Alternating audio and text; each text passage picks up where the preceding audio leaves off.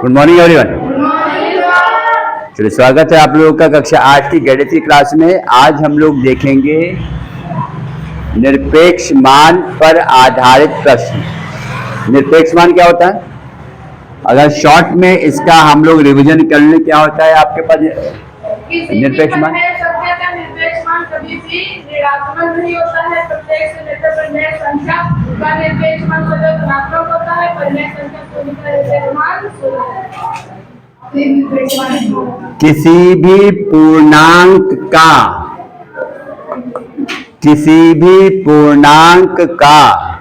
निरपेक्ष मान उस संख्या का संख्यात्मक मान होता है। ये बताया था। पूर्णांक जैसे -3 होगा, +3 हो गया, इसका संख्यात्मक मान 3 और 3, चाहे प्लस चिन्ह के साथ हो चाहे माइनस चिन्ह के साथ। कहने का तात्पर्य यह है किसी भी संख्या का निरपेक्ष मान उस संख्या से क्या जो भी आपके पास आएगा ये प्लस अथवा माइनस चिन्ह से निरपेक्ष होगा, उससे रहित होगा। ये चिन्ह प्रदर्शित नहीं करता है। पहली बात तो ये बताई थी निरपेक्ष मान कि वो हर संख्या को क्या होगा, निरपेक्ष मान हमेशा धनात्मक होता है।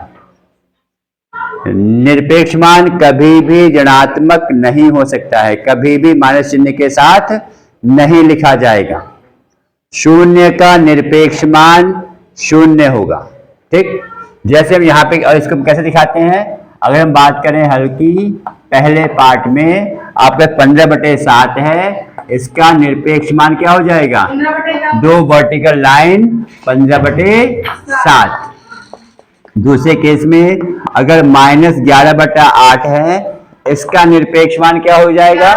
11/8 ही होगा। लेकिन कैसे लिखोगे? माइनस टाइम्स ऑफ 11/8, जो कि हो जाएगा +11/8।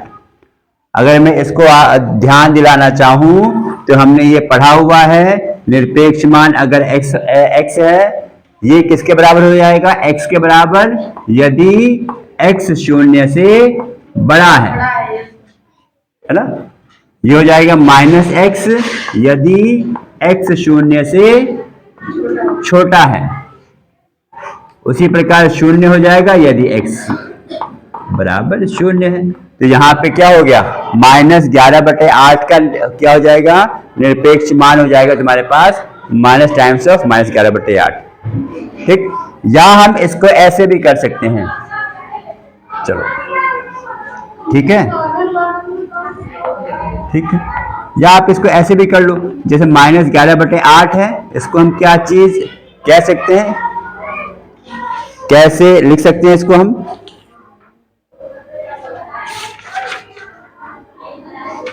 क्या है तो यही तरीका। भाई यहाँ पे अगर ये कम हो गया x, क्या इसको -x बराबर -11/8 भी लिख सकते हैं, क्योंकि इसके अंदर, इसके मॉड के अंदर क्या हो गया? इसका मान x से कम है। कि माइनस माइनस आपके पास कैंसिल हो जाएगा, फाइनली क्या हो जाएगा? x का मान ये आ जाएगा। क्या इसको फिर ऐसे ही करो फिलहाल, ये सही है, वैसे दिया है तो। चलो इसके बाद क्या होगा? तीसरे में क्या करेंगे? तीसरे में क्या करेंगे बेटा?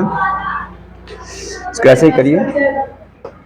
हाँ, इसको लोगे निरपेक्ष मान, ऐसे कर लो, इसको हटाई दो।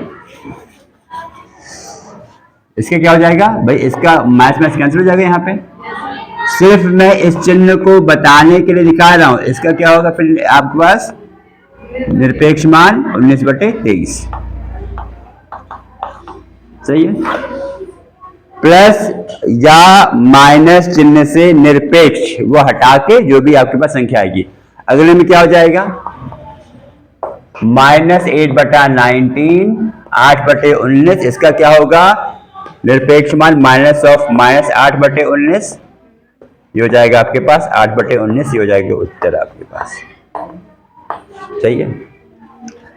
बहुत महत्वपूर्ण टॉपिक है, आने वाली कक्षाओं में इस पर आधारित प्रश्न होंगे आपके पास। ठीक, चलिए अब हम अगर देखें प्रश्न 2, इसको मिटा दें, मिटा दें इसको।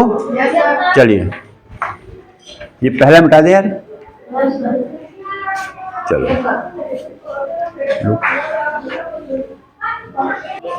प्रश्न 2 यहाँ पे कह रहा है 3/5 माइनस 2/3, इसका निकालना हमें। आपके पास निरपेक्ष मान है, जब भी ऐसे होगा तो क्या करेंगे, जो भी निरपेक्ष मान के अंदर जो भी एक्सप्रेशन होगा, जो भी होगा उसको हम हल करेंगे। ये कितना आ जाएगा फिर 5 और 3 का लसअप 15 हो जाएगा, ये तो कर लोगे।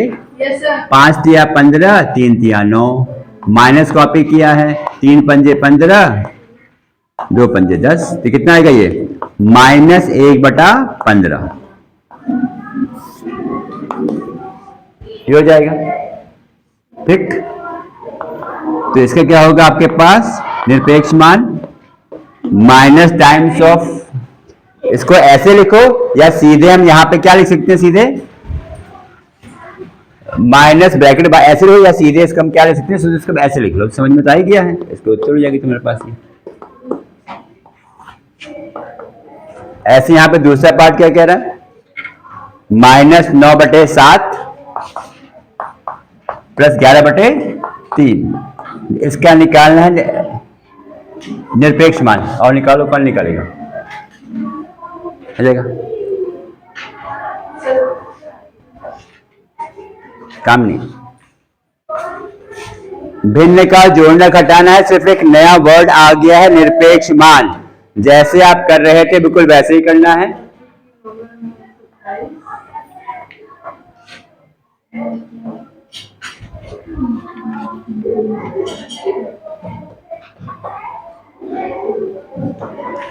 कॉपी में लिखते चलिए राध्या, सिर्फ नया शब्द आया है, बाकी बहुत ज्यादा अंतर नहीं है इसमें।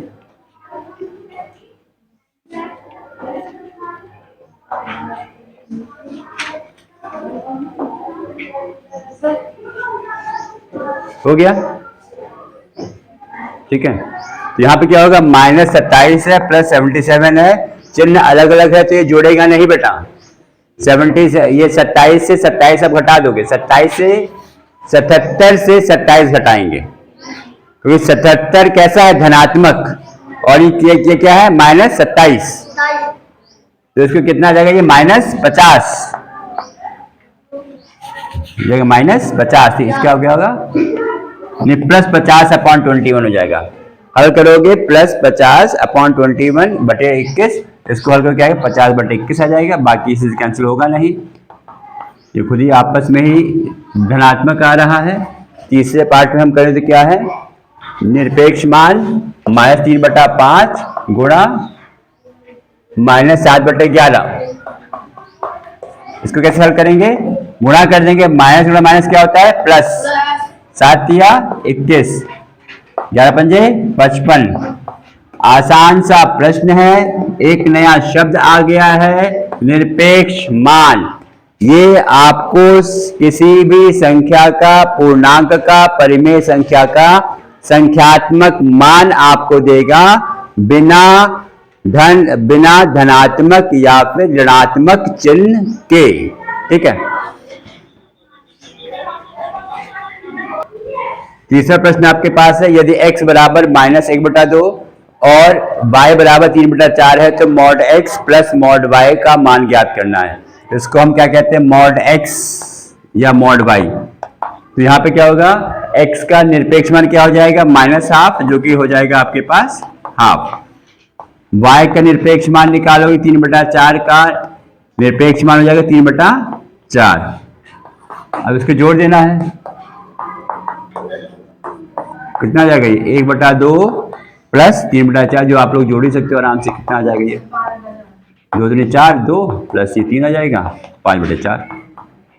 कह सकते हैं 1 से 1/4 कह सकते हो उत्तर में। इसी तरह से आप बाकी प्रश्न लगाइएगा। ठीक है, निरपेक्ष मान का मान समझिए, आने वाली कक्षाओं के हिसाब से ये बहुत महत्वपूर्ण टॉपिक है। अभी सिर्फ यहाँ आपको बेसिक चीजें बताई गई कि निरपेक्ष मान अर्थात वो आपका संख्यात्मक मान देता है बिना माइनस चिन्ह या प्लस चिन्ह के साथ। खुश रहिए, स्वस्थ रहिए, अच्छे से रहिए। हम लोग फिर मिलेंगे अगली वीडियो में अगले टॉपिक के साथ। धन्यवाद।